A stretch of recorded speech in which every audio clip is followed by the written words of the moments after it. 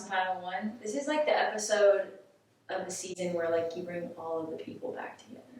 It's the grand finale, the final battle. And that's why we're all here. Sing it. I can't sing. Here. Come together right now over me.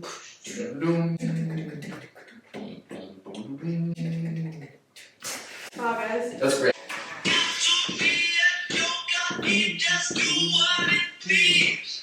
What's your name? My name is Mara. I'm Mackie. I'm Grace. I forgot. Oh wait, it's Ethan. Today we'll be talking about media freedom, regulation, and ethics. Specifically within the United States and how that works with our Constitution. And this topic is a bit more serious than some of the other things we've talked about, so it's a little different. First, we'll be going over the history of media freedom, regulation, and ethics. And then we'll talk about how these things just like apply in the music industry. So let's get to it! Quick history lesson. In the United States, we have our Constitution. Mm-hmm. Hopefully you all have a general idea what it is, but it's defined by Encyclopedia Britannica as, and I quote, the fundamental law of the U.S. federal system of government and a landmark document of the Western world, end quote. This document was written in 1787, making it the oldest national constitution that is still around. It's pretty cool. It's pretty cool. We're superior, basically, is what I'm hearing. Yeah, it's a founding document of our country. Yeah, but anyway, in order for all states to ratify, which is a fancy word for agree, to this Constitution, the states would only do so on the terms that the Bill of Rights was added to it. The Bill of Rights, according to History.com, were the first 10 amendments to the Constitution, and the First Amendment is as follows. Congress shall make no law respecting an establishment of religion or prohibiting the free exercise thereof, or abridging the freedom of speech, or of the press, or of the right of the people peaceably to assemble, and to petition the government for a redress of grievances. Grievances. End quote. So we can say whatever we want.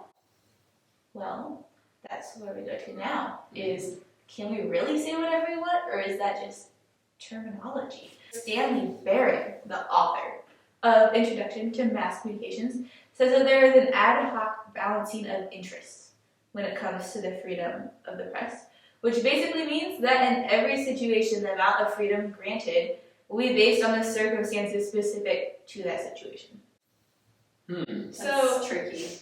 Yeah. How do you measure that? So some examples of times when there are circumstances that would limit the freedom of the press or freedom of speech would be in coverage of like trials or court cases that limit how much the press has access to when reporting includes libel or slander.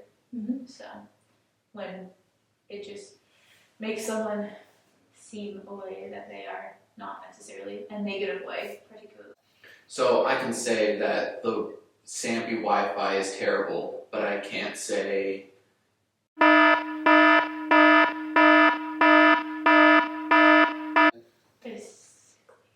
According to the Department of Justice, obscenity is not protected by the First Amendment. But how do we define obscenity? What some consider art is extremely offensive to another.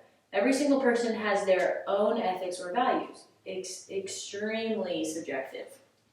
I mean, I would say that even in this room, I mean, we're all Christians. Mm-hmm. We all hold to the Bible. But even in our interpretation of that, things that each of us would be comfortable watching or listening to is going to be different. Yeah. I don't think any two people have the same, even like, say, like me and one of my siblings, we're raised with the exact same parents, the exact same rules.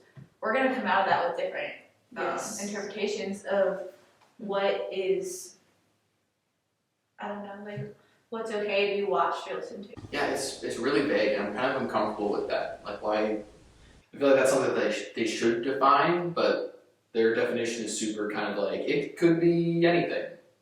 When it comes to media freedom, regulation, and ethics in music, we see a lot of these principles carrying over into the music industry. I don't think that worked very well. An example of this is the song Carry Out by Justin Timberlake and Timbaland. It completely objectifies women, and many people had a problem with it. Honestly, as I was looking at a lot of Justin Timberlake's music, Did you have a problem with it? Yeah. You felt like it was objectifying? Yeah. Like A lot of his music is, I feel like.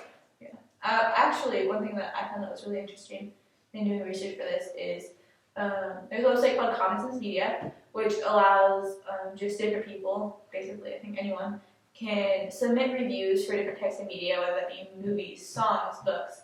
And I looked at the song Carry On, and a number of reviews are like, this song is disgusting, this song objectifies women, this song should not be listened to by anyone under the age of 18, like, it's horrible. Then I found other reviews. One literally said, and I quote, I love this song, and that same reviewer recommended this song, that this would be age appropriate for children ages 9 and up. So right here, we see the complete opposite of what people consider to be acceptable. And it's like blatantly inappropriate, like blatantly objectifying women. It's just... So some parents might be fine with turning the video on, and that's playing for their 9-year-old. Other parents would be completely horrified. Yeah. Great job. He wants to talk about Beautiful Girls by Sean Kingston. Oh, well, we can just talk about how there's the whole other realm of just like how music gets changed up on the radio. They bleep outwards. Some songs, they change the lyrics in. I think, Mackie, you were talking about a song earlier. Beautiful Girls by Sean Kingston. So in the song, you probably know, it says in the chorus, I think, "You got me suicidal." And on the radio, they have changed it to "You've got me in denial," I think, which I feel like is a good change. Not a great influence, I would say, personally. Yeah. But I guess with censorship, we're in charge of also censoring our own brains to what we can take that would cause our like mental health to be triggered, or maybe like that doesn't trigger us. So I think it comes to whatever we have to be responsible for ourselves. Right. If you need censorship, if your conviction is censorship to like view things censored, then go, like do that. But if you are able to listen to music or watch things that aren't censored and you can still stay in convictions, and do that and be wise. And I think I'm gonna get biblical. Do it. This might get cut. But I'm gonna get I know, but just to get biblical here for a second, the Bible does talk about watching out for the weaker brother. And I think those who are okay with not censoring and are fine with listening to whatever, I think we need to be very careful in what we say and just making sure that we don't say censorship is wrong because it distorts the art, because that might offend some people who wouldn't be able to listen to that. Whereas on the other side of things, we can't be all legalistic and say, I mean, the Bible has said that each man needs to be convinced in his own mind and needs to live in that way. And so it's just important that however you use it, that you are convinced that this is under God, what is right. Yes. And live that out, because whether that is listening to censored music or not listening to censored music, just as long as you are convinced that is how God would have you live, you are doing what is right. So Kids Bop, I'm sure you all heard it. They just come out with albums, and their albums are just covers. And now they've kind of stepped into a whole other level, where I've noticed when I've babysat for kids who listen to it, or my younger siblings, is that they'll change like the gender in a song to a neutral. So it'll be like, instead of she's the girl, it'll be like they're the one. Like, they change it so that way, kind of getting with the agenda of our culture. But, guys, is this the end? I think, you know what? I think it's the end. Be careful what you consume, and just respect what other people decide to consume for themselves. And, yeah, just be wise. Be discerning. As we mentioned at the beginning, this is the last episode of our vlogging series. Actually, it's basically the end of Finley Tuned, because we're not doing anything else.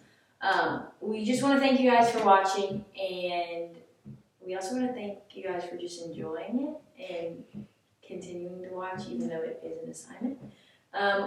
We hope this was helpful for you, and that you got to think about music in a cool way in comparison to the world we live in. If you want more of our content discussing media history and how different types of media relate to music, please go check out our blog, Get that plug in there, or our podcast. Our website is finallytuned.wixsite.com.